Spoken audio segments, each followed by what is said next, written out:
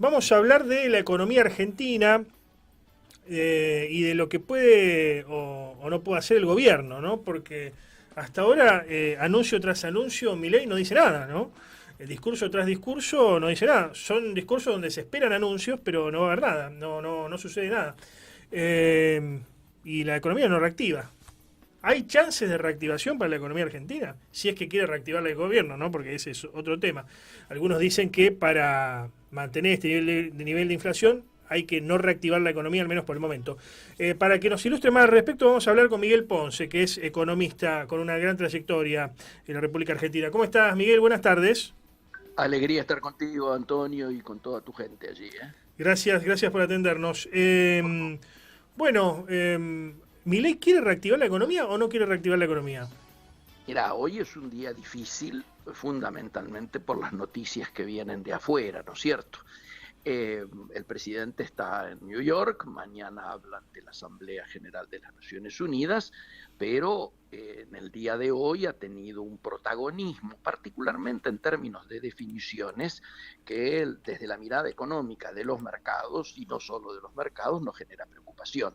¿Qué ocurrió? En el día de ayer, o más temprano, la ministra de Relaciones Exteriores había planteado explícitamente el enfrentamiento con la Agenda 2030 y el Pacto 2045, como se llama este acuerdo de Naciones Unidas, en miras al cumplimiento de ciertas metas, ¿no es cierto?, que tienen acordados el 99% de los países.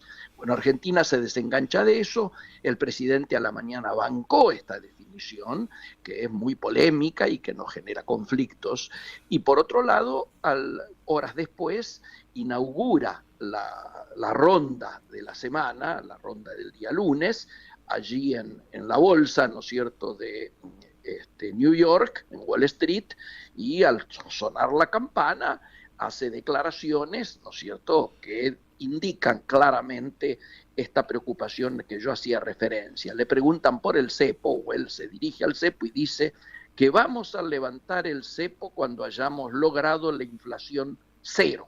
Bueno, ¿cuál fue la reacción de los mercados? Mientras todos los papeles del mundo hoy tienen una jornada, diríamos, favorable, todos han subido, todos los papeles de Argentina, después de las declaraciones del presidente, han bajado. Y no solo me refiero a los papeles de deuda, que ya de por sí sería preocupante, sino además todas las acciones argentinas que cotizan en el exterior. Las Por lo ADR, tanto, las famosas ADR, ¿no? Esas. absolutamente. Por lo tanto, digo, nuestras empresas argentinas, a partir de la caída de sus papeles, valen menos. ¿Y esto por qué es? Y bueno, por lo mismo que hablábamos de la definición que mañana el presidente va a ratificar en la Asamblea, hablando ahí en la Asamblea de Naciones Unidas, ¿no es cierto? No se jerarquiza en términos de política internacional, algo que para todos nosotros es el ABC, que es la necesidad de desideologizar nuestros vínculos diplomáticos para no seguir perjudicando nuestros vínculos comerciales y nuestros vínculos económicos. Y esto es así porque, bueno, mañana aparentemente lo que ha trascendido es que no solo se va a desenganchar de la agenda ambiental, la agenda vinculada al control de la internet, de la inteligencia artificial, de lo que tiene que ver con los temas de género, las políticas de género, etcétera, todos los que son las preocupaciones, diríamos hoy, de los organismos multilaterales, sino que además habría un ataque a China.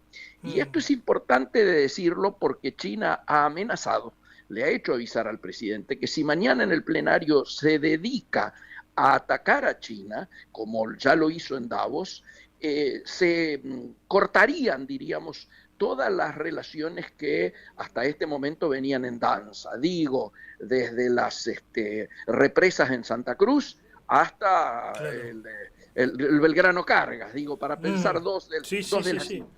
O ¿Eh? sea, en definitiva, no es tan lineal como para pensar, porque uno podría decir gobierno liberal, el de Milei, Estados Unidos, paradigma Claro. liberalismo, no es todo tan lineal, no es así. Absolutamente. De hecho, Estados Unidos fue uno de los impulsores de este Pacto 2045, que es la prórroga por 15 años más de la Agenda 2030, y nosotros estamos en la vereda de enfrente junto con Rusia con Irán y con algunos, Bielorrusia y algunos países, diríamos, menores, 4 o 5 contra 200 países que han firmado este pacto, para que tengamos idea de cómo nos afecta.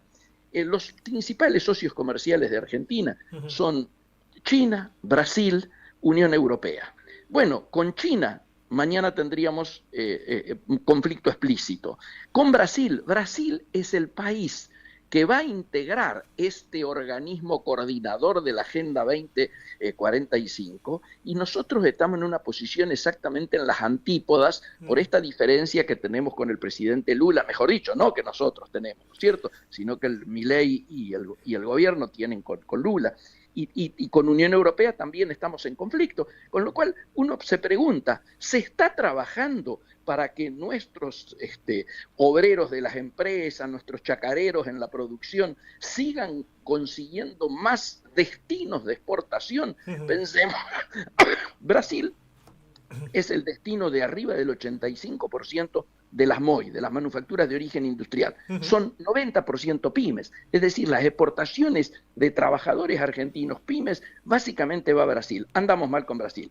China es el principal destino de las exportaciones nuestras del campo, la carne, la soja, etcétera, etcétera. Y bueno, estamos con conflictos en eso. China ya está buscando reemplazar la soja argentina por australianas o por Brasil, está buscando... Sí, digo, ¿por qué pensás que Milei hace esto? Porque hablando en los términos mileístas, queda como zurdo, digamos, encima queda alineado con países como Rusia, ¿no? ¿Lo hace para quedar como antisistema, para quedar como border? ¿Por qué lo hace Milei? Para mí lo hace porque su principal preocupación es transformarse en el mayor influencer mundial de la derecha internacional. Esto es lo que le preocupa. Le preocupa mucho más eso que resolverle los problemas a la gente, y por eso se está produciendo la reacción del derrumbe de confianza que acabamos de enterarnos en todas las últimas encuestas de esta semana. Ha caído 15% en el último mes, y por primera vez después de mucho tiempo el índice de imagen negativa es mucho más amplio, más de 10 puntos sobre el de imagen positiva.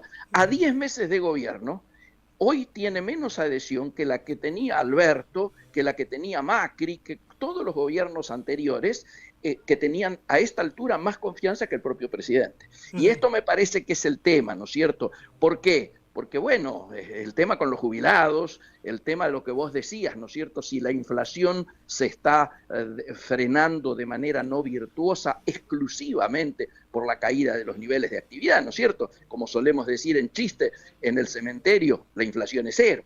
Bueno, la verdad es que uno quisiese que se volviese a hablar de crecimiento, de producción, de desarrollo, ni hablemos de distribución del ingreso, que es mala palabra, ¿no es cierto? ¿Hay alguna posibilidad de reactivación en este escenario que vos bien enunciás? Porque todos estamos esperando eso, ¿no? Los trabajadores, sí, los empresarios, los profesionales independientes, todos, digamos, ¿no? Incluso los políticos y los de Milei también, ¿no? ¿Cuándo puede haber una esperanza de reactivación? ¿Para cuándo? Vos sabés que se levantan apuestas en relación a esto. Ya todos están hablando de que este año no lo vamos a ver, que lo veríamos el año que viene. Yo creo que inclusive ya se empieza a hablar del segundo semestre del año que viene. Me trae malos recuerdos hablar del segundo semestre. Más de una vez hablamos en otros momentos de una situación así. Y uno diría que a priori el proceso de recesión que se vive, se ha profundizado, y hoy estamos en un proceso de depresión económica. ¿Cuál es la diferencia? Técnicamente todos sabemos que la recesión son 2 trimestres seguidos de caída de nivel de actividad, pero la depresión económica es un tiempo más prolongado, como ya llevamos, donde todos los indicadores de la economía real están en rojo, y donde lo diferencial en relación a la otra categoría, ¿no es cierto?, es que ahora ya pega de manera directa en el empleo. Y entonces hemos pasado de aquel tiempo en el que escuchábamos que se adelantaban vacaciones, después al tiempo en que se suprimían horas extras, después que se levantaba algún turno, a este tiempo que tristemente, angustiosamente, es el tiempo de los telegramas de despido. Bien. Gracias enormemente por este contacto, Miguel. Por favor, seguimos en contacto, siempre a disposición de ustedes. Mi saludo a todos tus seguidores. Chao. Adiós.